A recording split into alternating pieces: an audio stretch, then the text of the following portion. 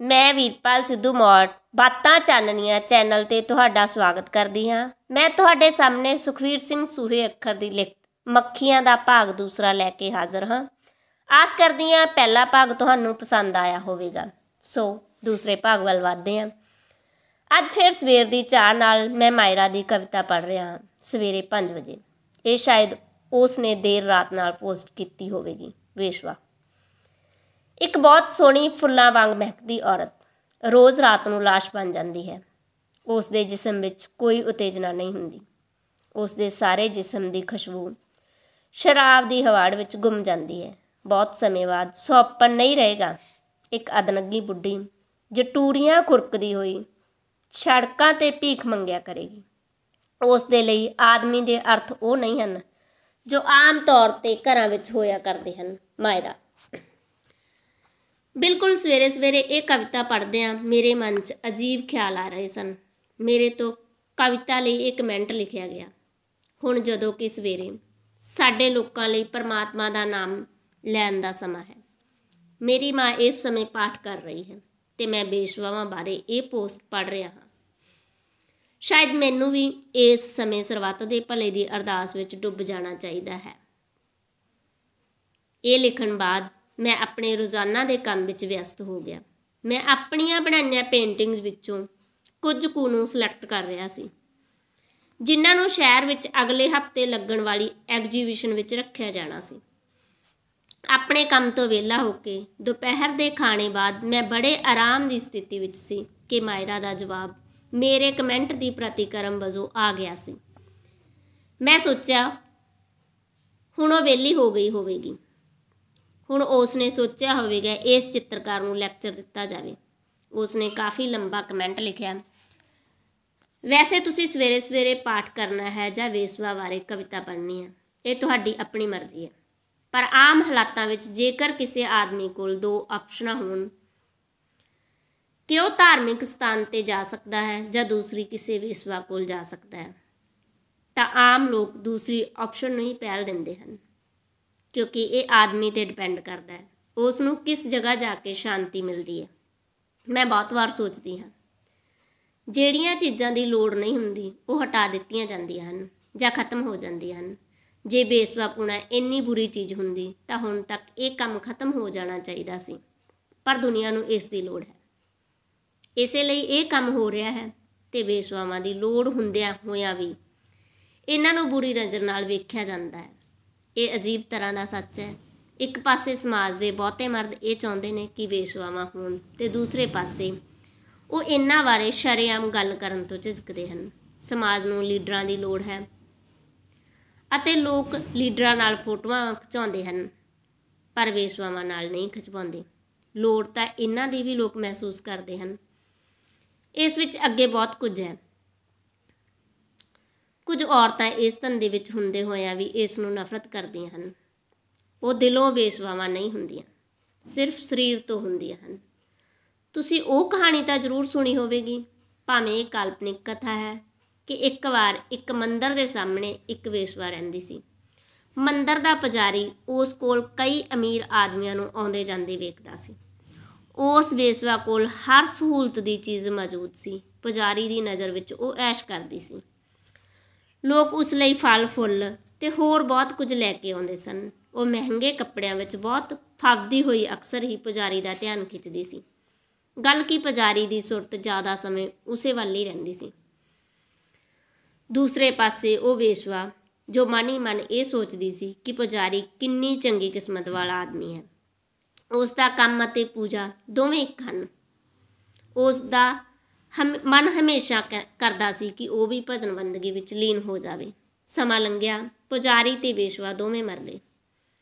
ਫਿਰ ਦੋਵੇਂ ਜਮਲੋਕ ਪਹੁੰਚੇ ਤਾਂ ਧਰਮਰਾਜ ਨੇ ਦੋਵਾਂ ਦਾ ਹਿਸਾਬ ਕਿਤਾਬ ਵੇਖਿਆ। ਹੁਕਮ ਸੁਣਾਇਆ ਕਿ ਪੁਜਾਰੀ ਨੂੰ ਨਰਕ ਵਿੱਚ ਭੇਜ ਦਿੱਤਾ ਜਾਵੇ ਅਤੇ ਵੇਸ਼ਵਾ ਨੂੰ ਸਵਰਗ ਵਿੱਚ।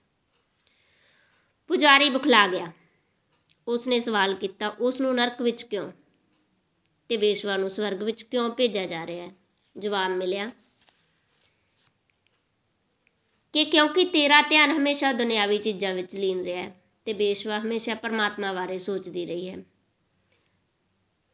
ਪਰ ਮੈਂ ਇਹ ਵੀ ਨਹੀਂ ਕਹਿਣਾ ਚਾਹੁੰਦੀ ਕਿ ਅਸੀਂ ਬੁਰੇ ਕੰਮ ਕਰੀਏ ਅਤੇ ਧਿਆਨ ਪਰਮਾਤਮਾ ਵੱਲ ਰੱਖੀਏ। ਮੈਂ ਸਿਰਫ ਇਹੀ ਕਹਿਣਾ ਚਾਹੁੰਦੀ ਹਾਂ ਕਿ ਸਾਰੀ ਗੱਲ ਸਾਡੀ ਅਟੈਂਸ਼ਨ ਦੀ ਹੈ, ਨੀਅਤ ਦੀ ਹੈ। ਬੁਰੀ ਨੀਅਤ ਨਾਲ ਕੀਤਾ ਹਰ ਚੰਗੇ ਤੋਂ ਚੰਗਾ ਕੰਮ ਵੀ ਭ੍ਰਿਸ਼ਟ ਹੋ ਜਾਂਦਾ ਹੈ। ਕਈ ਲੋਕ ਗਲਤ ਰਾਸਤਿਆਂ 'ਤੇ ਤੁਰਦੇ ਵੀ ਠੀਕ ਥਾਂ 'ਤੇ ਪਹੁੰਚ ਜਾਂਦੇ ਹਨ ਕਿਉਂਕਿ ਉਹਨਾਂ ਦੀ ਨੀਅਤ ਬੁਰੀ ਨਹੀਂ ਹੁੰਦੀ। ਮੈਂ ਇਸ ਤਰ੍ਹਾਂ ਦਾ ਕਾਫੀ ਕੁਝ ਸੁਣਿਆ ਹੈ। ਬਾਏ। ਅਕਸਰ ਮਾਇਰਾ ਇਸ ਤਰ੍ਹਾਂ ਦੇ ਲੈਕਚਰ ਲਿਖਦੀ ਰਹਿੰਦੀ ਸੀ। ਹੁਣ ਤੱਕ ਮੈਨੂੰ ਪਤਾ ਲੱਗ ਚੁੱਕਿਆ ਸੀ ਕਿ ਉਹ ਇੱਕ ਅਨਾਥ ਆਸ਼ਰਮ ਵਿੱਚ ਟੀਚਰ ਹੈ ਅਤੇ ਉਸ ਦਾ ਹਲੇ ਤੱਕ ਵਿਆਹ ਨਹੀਂ ਹੋਇਆ। ਇਹ ਸਭ ਉਸ ਨਾਲ ਫੇਸਬੁੱਕ 'ਤੇ ਮੈਸੇਜ ਬਾਕਸ ਵਿੱਚ ਗੱਲਬਾਤ ਕਰਦਿਆਂ ਹੀ ਪਤਾ ਲੱਗਿਆ ਹੈ। ਵੈਸੇ ਸਿੱਧੇ ਤੌਰ 'ਤੇ ਪੁੱਛੇ ਕਿਸੇ ਵੀ ਸਵਾਲ ਦਾ ਜਵਾਬ ਉਹ ਅਕਸਰ ਨਹੀਂ ਦਿੰਦੀ। ਹੁਣ ਤੱਕ ਕਾਫੀ ਸਮੇਂ ਦੀ ਦੋਸਤੀ ਕਾਰਨ ਮੈਨੂੰ ਅਤੇ ਉਸ ਨੂੰ ਇਹ ਗੱਲ ਸਾਫ਼ ਹੋ ਗਈ ਹੈ ਕਿ ਅਸੀਂ ਇੱਕ ਦੂਜੇ ਨੂੰ ਕੁਝ ਵੀ ਕਹਿ ਸਕਦੇ ਹਾਂ। ਉਹ ਬਹੁਤਾ ਗੁੱਸਾ ਨਹੀਂ ਕਰਦੀ, ਭਾਵੇਂ ਅਸੀਂ ਇੱਕ ਦੂਜੇ ਨੂੰ ਸਿਰਫ ਫੇਸਬੁੱਕ 'ਤੇ ਹੀ ਜਾਣਦੇ ਹਾਂ। ਪਰ ਉਸਨੇ ਮੈਨੂੰ ਜਾਂ ਮੈਂ ਉਸ ਨੂੰ ਕਦੇ ਨਹੀਂ ਵੇਖਿਆ। ਇੱਕ ਵਾਰ ਮੈਂ ਵੈਸੇ ਹੀ ਉਸ ਨੂੰ ਛੇੜਨ ਲਈ ਮੈਸੇਜ ਕੀਤਾ ਕਿ ਮਾਇਰਾ ਮੈਨੂੰ ਗਾਲਾਂ ਕੱਢ, ਅੱਜ ਤੇਰੇ ਤੋਂ ਗਾਲਾਂ ਖਾਣ ਦਾ ਦਿਲ ਕਰਦਾ ਹੈ। ਉਸਨੇ ਜਵਾਬ ਲਿਖਿਆ, ਸ਼ਾਮ ਨੂੰ ਕਿਸੇ ਬੱਸ ਸਟੈਂਡ 'ਤੇ ਚਲੇ ਜਾਣਾ, ਉੱਥੇ ਅਕਸਰ ਰਿਕਸ਼ੇ ਵਾਲੇ ਜਾਂ ਭਿਖਾਰੀ ਜਾਂ ਅੱਕੇ ਸਤੇ ਹੋਏ ਸ਼ਰਾਬੀ ਇਸ ਹਾਲਤ ਵਿੱਚ ਮਿਲ ਜਾਂਦੇ ਹਨ। ਉਹਨਾਂ ਵਿੱਚੋਂ ਕਿਸੇ ਇੱਕ ਨੂੰ ਛੇੜਨਾ, ਤੁਹਾਡਾ ਸ਼ੌਂਕ ਪੂਰਾ ਹੋ ਜਾਵੇਗਾ। ਉਂਝ ਵੈਸੇ ਅਜਿਹੀ ਕੋਈ ਰਿਕਾਰਡਿੰਗ ਬਾਜ਼ਾਰ ਵਿੱਚ ਨਹੀਂ ਮਿਲਦੀ ਜਿਸ ਵਿੱਚ ਗਾਲਾਂ ਰਿਕਾਰਡ ਕੀਤੀਆਂ ਹੋਣ, ਜਿਵੇਂ ਕਿ ਗੀਤਾਂ ਦੀ ਰਿਕਾਰਡਿੰਗਸ ਮਿਲਦੀਆਂ ਹਨ।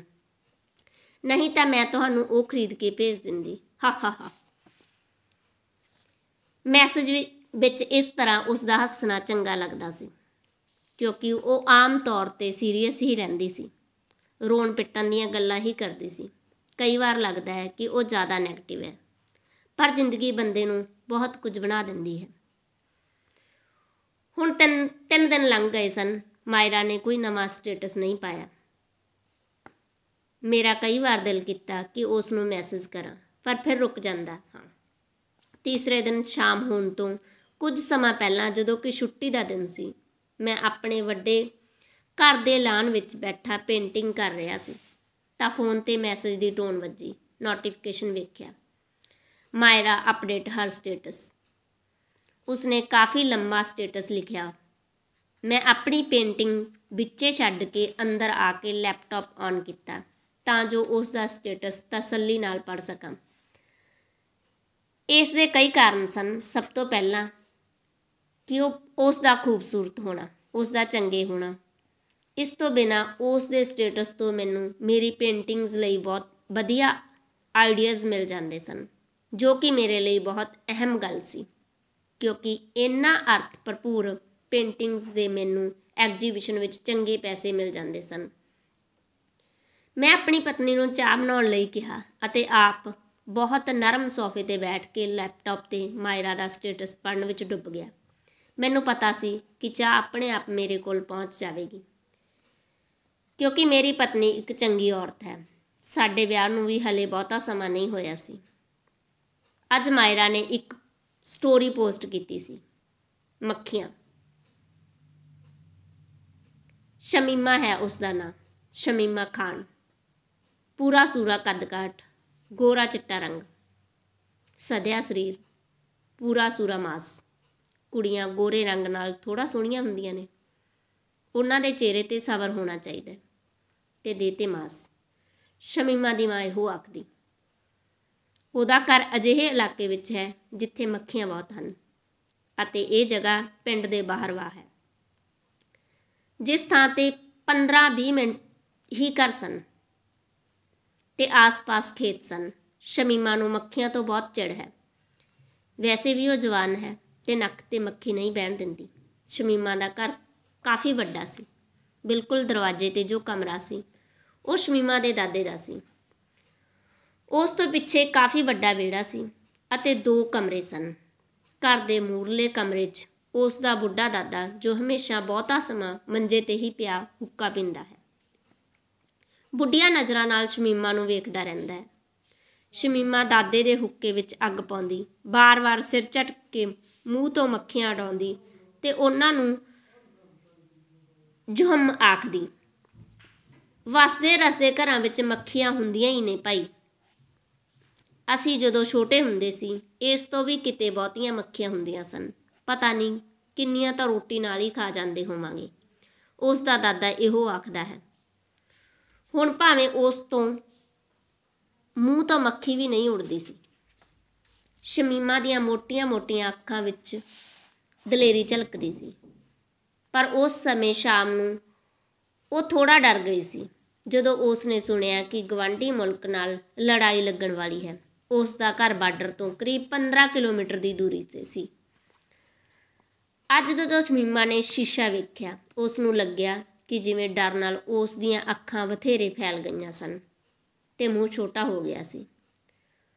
ਉਹ ਅਕਸਰ ਇਸ ਤਰ੍ਹਾਂ ਦਾ ਡਰ ਉਸ ਸਮੇਂ ਮਹਿਸੂਸ ਕਰਦੀ ਸੀ ਜਦੋਂ ਉਸ ਦੇ ਹੀ ਪਿੰਡ ਦੇ 5-6 ਮਸਟੰਡੇ ਮੁੰਡੇ ਅਕਸਰ ਉਸ ਨੂੰ ਰਾਹ ਜਾਂਦੀ ਨੂੰ ਵੇਖ ਕੇ ਤਰ੍ਹਾਂ ਦੀਆਂ ਗੱਲਾਂ ਬੋਲਦੇ ਸਨ। ਕਈ ਵਾਰ ਇਹ ਅਸ਼ਲੀਲ ਟਿੱਪਣੀਆਂ ਵੀ ਹੁੰਦੀਆਂ ਸਨ। ਬਸ ਫਿਰ ਅਗਲੀ ਸਵੇਰ ਤੱਕ ਤਾਂ ਜਹਾਜ਼ ਮਖਿਆਲ ਵਾਂਗ ਮੰਡਰਾਉਣ ਲੱਗੀ ਅਤੇ ਬੰਬ, ਤਬਾਹੀ, ਲੁੱਟ ਖੋਹ ਸ਼ਮੀਮਾ ਬਸ ਆਪਣੀ ਮਾਂ ਦੇ ਹੀ ਗੱਲ ਲੱਗ ਸਕਦੀ ਸੀ। ਉਸ ਦਾ ਅੱਬਾ ਦੂਰ ਪ੍ਰਦੇਸ਼ ਵਿੱਚ ਕੰਮ ਕਰਦਾ ਸੀ, ਹੋਰ ਕੋਈ ਨਹੀਂ ਸੀ। ਅੱਜ ਤਾਂ ਉਸ ਦੀਆਂ ਸਹੇਲੀਆਂ ਵੀ ਨਹੀਂ ਸਨ ਆਈਆਂ। ਲੜਾਈ ਦਾ ਐਲਾਨ ਹੁੰਦਿਆਂ ਹੀ ਗਲੀਆਂ ਸੁੰਨੀਆਂ ਹੋ ਗਈਆਂ, ਨਹੀਂ ਤਾਂ ਸ਼ਾਮ ਨੂੰ ਰੋਜ਼ ਉਸ ਦੀਆਂ ਸਹੇਲੀਆਂ ਆ ਜਾਂਦੀਆਂ, ਖੂਬ ਰੌਲਾ ਪਾਉਂਦੀਆਂ। ਸ਼ਮੀਮਾ ਦਾ ਬੁੱਢਾ ਦਾਦਾ ਉਹਨਾਂ ਨੂੰ ਵੀ ਮੱਖੀਆਂ ਹੀ ਆਖਦਾ ਸੀ। ਫਿਰ ਸ਼ਮੀਮਾ ਦੇ ਘਰ ਕੋਲ ਵੀ 2 ਬੰਬ ਡਿੱਗੇ।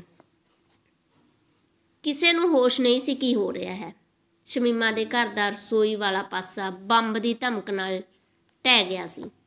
ਸ਼ਮੀਮਾ ਦੀ ਮਾਂ ਰਸੋਈ ਵਿੱਚ ਹੀ ਦੱਬੀ ਗਈ। ਸ਼ਮੀਮਾ ਬੁਰੀ ਤਰ੍ਹਾਂ ਰੋ ਰਹੀ ਸੀ। ਉਸ ਨੂੰ ਨਹੀਂ ਪਤਾ ਸੀ ਕਿ ਉਹ ਕੀ ਕਰੇ। ਸ਼ਮੀਮਾ ਦਾ ਦਾਦਾ ਬੜੀ ਮੁਸ਼ਕਲ ਨਾਲ ਸੋਟੀ ਦਾ ਸਹਾਰਾ ਲੈ ਕੇ ਉੱਠਿਆ ਅਤੇ ਬਹੁਤ ਦੇਰ ਸ਼ਮੀਮਾ ਨੂੰ ਚੁੱਪ ਕਰਾਉਂਦਾ ਰਿਹਾ। ਬੁੱਢੀਆਂ ਅੱਖਾਂ 'ਚੋਂ ਅੱਥਰੂ ਕੇਰਦਾ ਰਿਹਾ। ਜਹਾਜ਼ਾਂ ਦੇ ਸ਼ੋਰ ਵਿੱਚ, ਉੱਡਦੇ ਧੂੰਏਂ ਵਿੱਚ ਬੱਚੇ ਬਿਲਕ ਰਹੇ ਸਨ, ਹੋਰ ਪਤਾ ਨਹੀਂ ਕੀ ਕੁਝ।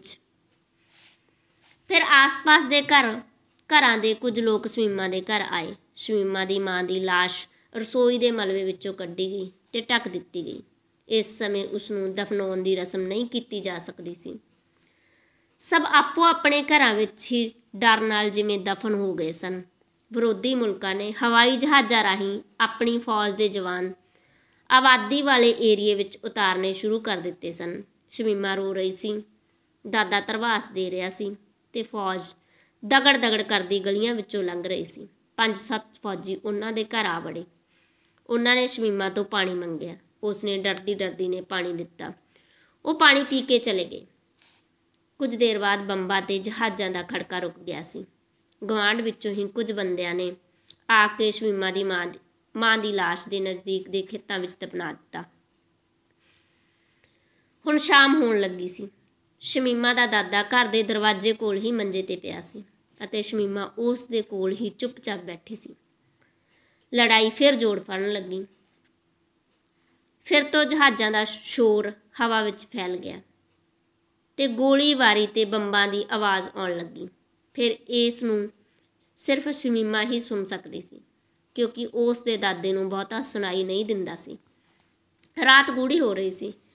ਕਿਤੇ ਵੀ ਕੋਈ ਬੱਤੀ ਨਹੀਂ ਜਗ ਰਹੀ ਸੀ। ਸਰਕਾਰੀ ਐਲਾਨ ਕੀਤਾ ਗਿਆ ਸੀ ਕਿ ਰਾਤਾਂ ਨੂੰ ਕੋਈ ਵੀ ਬੱਤੀ ਨਾ ਜਗਾਈ ਜਾਵੇ। ਅੱਧੀ ਕੁ ਰਾਤ ਤੋਂ ਪਹਿਲਾਂ 6 ਫੌਜੀ ਸ਼ਮੀਮਾ ਦੇ ਘਰ ਅੰਦਰ ਆ ਵੜੇ। ਛੋਟੀ ਜਿਹੀ ਟਾਰਚ ਨਾਲ ਉਸ ਦੇ ਘਰ ਦੇ ਅੰਦਰ ਵੇਖਿਆ ਅਤੇ ਉਹਨਾਂ ਵਿੱਚੋਂ ਇੱਕ ਨੇ ਸ਼ਮੀਮਾ ਨੂੰ ਕਿਹਾ ਕਿ ਉਹ ਕੁਝ ਦੇਰ ਇੱਥੇ ਰੁਕਣਗੇ। ਇੱਕ ਵਾਰ ਤਾਂ ਸ਼ਮੀਮਾ ਨੂੰ ਛੋਟੀ ਜਿਹੀ ਟਾਰਚ ਦੀ ਲਾਈਟ ਨਾਲ ਦੇਖ ਲੈਂਦੇ ਸਨ, ਜੋ ਸ਼ਮੀਮਾ ਨੂੰ ਬਿਲਕੁਲ ਚੰਗੀ ਨਹੀਂ ਲੱਗ ਰਹੀ ਸੀ। ਉਹਨਾਂ ਵਿੱਚੋਂ 2 ਨੂੰ ਸ਼ਮੀਮਾ ਜ਼ਿਆਦਾ ਹੀ ਚੰਗੀ ਲੱਗ ਰਹੀ ਸੀ। ਸ਼ਮੀਮਾ ਨੇ ਉਹਨਾਂ ਦੀਆਂ ਅੱਖਾਂ ਵਿੱਚ ਉਹ ਸਭ ਵੇਖ ਲਿਆ ਸੀ ਜੋ ਉਸ ਨੂੰ ਬੁਰਾ ਲੱਗ ਰਿਹਾ ਸੀ ਅਤੇ ਡਰਾ ਵੀ ਰਿਹਾ ਸੀ। ਪਰ ਉਸ ਕੋਲ ਕੋਈ ਰਾਸਤਾ ਨਹੀਂ ਸੀ। ਉਸ ਨੇ ਸੋਚਿਆ ਉਹ ਗੁਆਂਢੀਆਂ ਦੇ ਘਰ ਚਲੀ ਜਾਵੇ ਤਾਂ ਚੰਗਾ ਹੈ। ਉੱਥੇ ਘਰਾਂ ਦੀ ਇੱਕ ਦੂਜੇ ਤੋਂ ਕਾਫੀ ਦੂਰੀ ਸੀ। ਬਹੁਤੀ ਸੰਘਣੀ ਆਬਾਦੀ ਨਹੀਂ ਸੀ, ਕਿਉਂਕਿ ਇੱਥੇ ਉਸ ਦੀ ਅਸਮਤ ਨੂੰ ਖਤਰਾ ਸੀ।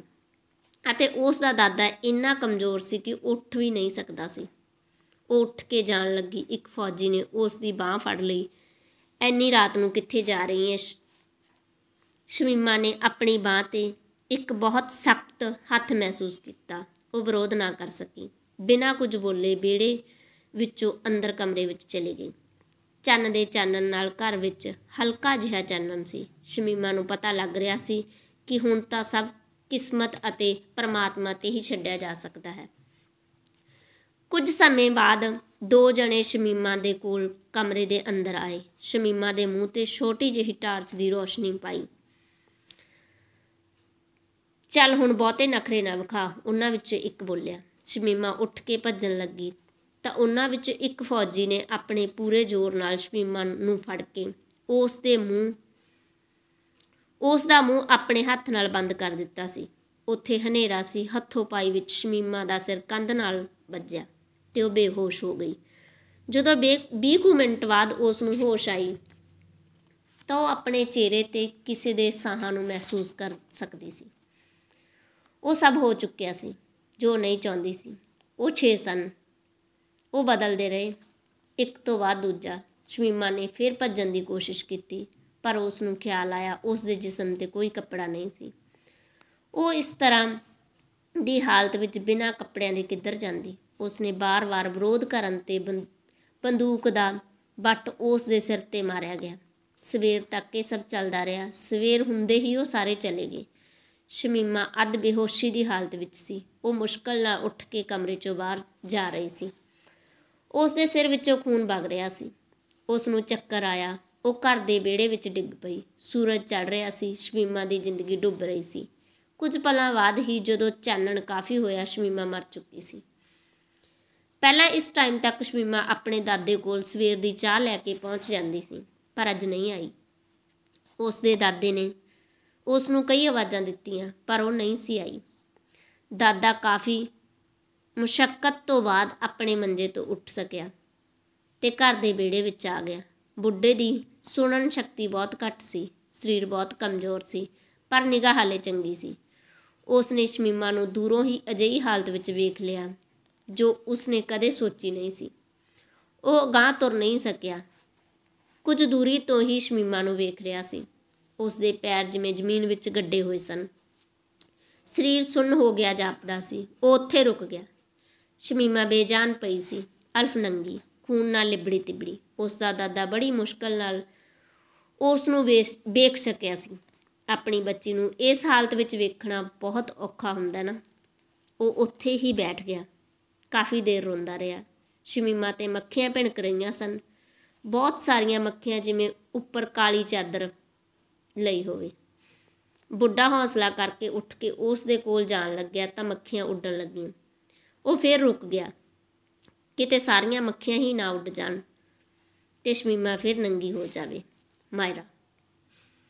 ਮਾਇਰਾ ਦੀ ਇਹ ਸਟੋਰੀ ਪੜ੍ਹ ਕੇ ਮੈਂ ਸਿਰਫ ਇਸ ਦੇ ਥੱਲੇ ਇਹੋ ਲਿਖ ਸਕਿਆ ਕਿ ਮੈਨੂੰ ਨਹੀਂ ਪਤਾ ਇਹ ਸਟੋਰੀ ਤੁਸੀਂ ਕਿਉਂ ਲਿਖੀ ਹੈ, ਪਰ ਇਹ ਇਨਸਾਨੀਅਤ ਦੇ ਮਰਨ ਦੀ ਕਥਾ ਹੈ ਅਤੇ ਅਜਿਹਾ ਕੁਝ ਮੈਨੂੰ ਬਹੁਤ ਦੇਰ ਤੱਕ ਡਿਸਟਰਬ ਕਰਦਾ ਹੈ। ਮਾਇਰਾ ਦਾ ਜਵਾਬ ਆਇਆ, ਇਸ ਤਰ੍ਹਾਂ ਦਾ ਬਹੁਤ ਕੁਝ ਸਮਾਜ ਵਿੱਚ ਹੁੰਦਾ ਰਹਿੰਦਾ ਹੈ। ਇਸ ਸਟੋਰੀ ਵਿੱਚ ਤਾਂ 2 ਮੁਲਕਾਂ ਦੀ ਲੜਾਈ ਚੱਲ ਰਹੀ ਹੈ ਪਰ ਆਮ ਹਾਲਾਤਾਂ ਵਿੱਚ ਵੀ ਔਰਤਾਂ 'ਤੇ ਜ਼ੁਲਮ ਹੁੰਦੇ ਰਹਿੰਦੇ ਹਨ। ਜਦੋਂ ਤੋਂ ਦੁਨੀਆ ਬਣੀ ਹੈ ਉਦੋਂ ਤੋਂ ਇਹ ਸਭ ਹੋ ਰਿਹਾ ਹੈ। ਲੋਕ ਕਈ ਵਾਰ ਸਤਯੁਗ ਦੀਆਂ ਗੱਲਾਂ ਕਰਦੇ ਹਨ। ਉਹ ਆਖਦੇ ਹਨ ਹੁਣ ਕਲਯੁਗ ਹੈ, ਪਰ ਜਦੋਂ ਹਰ ਯੁੱਗ ਵਿੱਚ ਇਹ ਸਭ ਹੁੰਦਾ ਰਿਹਾ ਹੈ ਤਾਂ ਅਸੀਂ ਕਿਸ ਯੁੱਗ ਨੂੰ ਸਤਯੁਗ ਆਖ ਸਕਦੇ ਹਾਂ? ਬਹੁਤ ਲੋਕਾਂ ਨੂੰ ਇਹ ਡਿਸਟਰਬ ਵੀ ਕਰਦਾ ਹੈ ਪਰ ਇਹ ਬੰਦ ਨਹੀਂ ਹੋਇਆ। ਇਹ ਲਗਾਤਾਰ ਚੱਲ ਰਿਹਾ ਹੈ ਅਤੇ ਲੋਕ ਵੀ ਬਸ ਅਖਬਾਰ ਪੜ੍ਹਦੇ ਹਨ, ਖਬਰਾਂ ਸੁਣਦੇ ਹਨ। ਕਈ ਵਾਰ ਵਿਰੋਧ ਵੀ ਹੁੰਦਾ ਹੈ। ਸਰਕਾਰਾਂ ਦਾ ਧਿਆਨ ਸਿਰਫ ਇੱਥੇ ਤੱਕ ਸੀਮਿਤ ਹੁੰਦਾ ਹੈ ਕਿ ਵਿਰੋਧ ਨੂੰ ਦਬਾਇਆ ਜਾਵੇ, ਇੱਕ ਵਾਰ ਸ਼ਾਂਤੀ ਬਣਾਈ ਜਾਵੇ, ਪਰ ਜੁਰਮ ਨੂੰ ਰੋਕਣ ਲਈ ਕੋਈ ਚੰਗਾ ਉਪਰਾਲਾ ਨਹੀਂ ਕੀਤਾ ਜਾਂਦਾ। ਇਹ ਪੜ੍ਹ ਕੇ ਮੈਨੂੰ ਲੱਗਿਆ ਉਹ ਠੀਕ ਆਖ ਰਹੀ ਹੈ। ਧੰਨਵਾਦ ਜੀ। ਜੇ ਤੁਹਾਨੂੰ ਇਹ ਭਾਗ ਪਸੰਦ ਆਵੇ ਤਾਂ ਲਾਈਕ, ਸ਼ੇਅਰ, ਸਬਸਕ੍ਰਾਈਬ ਜ਼ਰੂਰ ਕਰਨਾ ਜੀ। ਧੰਨਵਾਦ ਜੀ।